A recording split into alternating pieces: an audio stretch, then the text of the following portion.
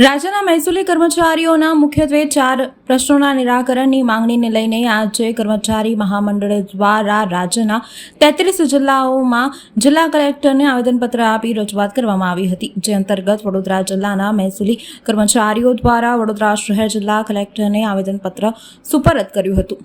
વડોદરા મહેસૂલી કર્મચારી મહામંડળના પ્રમુખ સહદેવસિંહ રાઠોડ દ્વારા જણાવવામાં આવ્યું હતું કે મહેસૂલી કર્મચારી મહામંડળ દ્વારા સરકારમાં અવારનવાર કર્મચારીઓના 4 જેટલા ઉકેલાયેલા મુદ્દાઓને લઈને અરજીઓ પેન્ડિંગ છે। તેવી જ રીતે વર્ષ 2012માં નાયબ મામલતદારની સિનિયોરિટીની યાદી જાહેર કરવામાં આવે।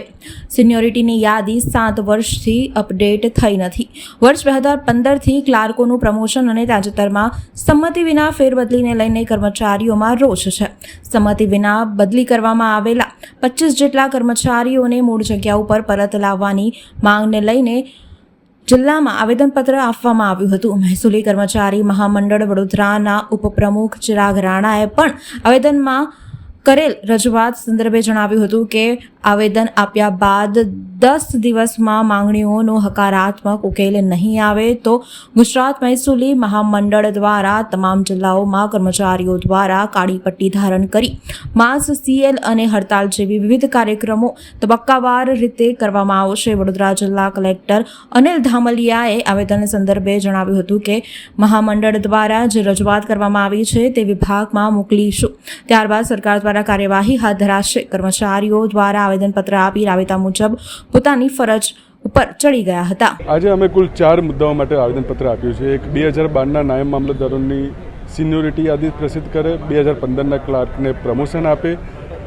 સરકારશ્રીમાં જે અમારે જિલ્લા ફેરબદલીની અરજીઓ પડતર છે તેઓની જિલ્લા ફેરબદલી કરી આપે, અને ચોથો ખાસ મુદ્દો કે જે હમણાં અઠવાડિયા 15 દિવસ પહેલાં જે નાયબ મામલતદારોની વગર કોઈ કારણે જિલ્લા ફેરબદલી કરી દેવામાં આવી છે તેઓને તેઓના મૂળ મહેકમે પરત કરવામાં આવે। આ 4 કારણે અમે આજ રોજ કલેક્ટર સાહેબને વડોદરામાં આવેદનપત્ર આપેલ છે, અને બીજા ગુજરાત રાજ્યના અલગ અલગ જિલ્લાઓમાં પણ કલેક્ટર સાહેબશ્રીઓને આવેદનપત્ર આપેલ છે। હા, કલેક્ટર સાહેબે કીધું કે આ બાબતે સરકારશ્રીમાં યોગ્ય નિકાલ કરશે અને ચર્ચા કરશે।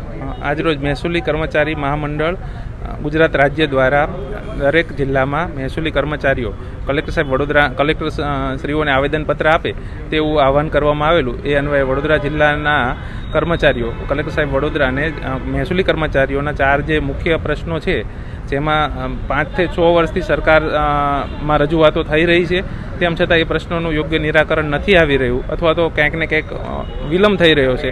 એના માટે કર્મચારીઓમાં વિરોધનો સૂર હોય આવેદનપત્ર રૂપે સરકારને એક સમય લિમિટ, એક ટાઈમ લિમિટ સાથેની કામગીરીમાં પૂર્ણ કરવા માટે જણાવવામાં આવેલું છે। કોઈ એવી વિશેષ માંગો નથી। જે રૂટીન પ્રમોશન 10 વર્ષથી ક્લાર્ક છે તો એને પ્રમોશન ડ્યુ થાય છે, એવા કિસ્સામાં પ્રમોશન પેન્ડિંગ છે, થતા નથી। સિનિયોરિટીની યાદી લગભગ 7 વર્ષથી અપડેટ થઈ નથી, જેની માટે સરકારના જ જીઆરઓ છે દર વર્ષે અપડેટ કરવાની, તો એ થતી નથી, તો એ એક અમારી માંગણી છે। એવી જ રીતે જિલ્લા ફેરના કર્મચારીઓ જેને ફિઝિકલ હેન્ડીકેપ મહિલા કર્મચારીઓના કિસ્સાઓમાં જે સરકારની સૂચનાઓ છે કે ભાઈ તમારે નિયમિત એની જિલ્લા ફેર કરી આપવી, એ લાંબા સમયથી પેન્ડિંગ છે ઘણા લોકોની, તો એ સમયસર કરી આપો। અને હમણાં વિભાગ દ્વારા 25 જેટલા કર્મચારીઓની સંમતિ વિના આંતરિક જિલ્લા ફેર બદલીઓ અને દૂરના જિલ્લામાં બદલી કરવામાં આવી છે, એમાં ઘણા મહિલા કર્મચારીઓ છે। એના કારણે કર્મચારીઓમાં વિશેષ આક્રોશ ઊભો થયો છે, અને એના સંદર્ભે આજરોજ આ આવેદનપત્ર આપવામાં આવ્યું છે। રેવન્યુ કર્મચારીઓ દ્વારા વિવિધ પ્રકારની માંગણીઓ, એમની અંદર ક્લર્ક, રેવન્યુ તલાટી અને નાયબ મામલતદાર ત્રણેય સંવર્ગની જે માંગણીઓ છે એ માંગણીઓ બાબતે વિવિધ એમની પડતર માંગણીઓ છે એ બાબતે આવેદનપત્ર આપવામાં આવ્યું છે।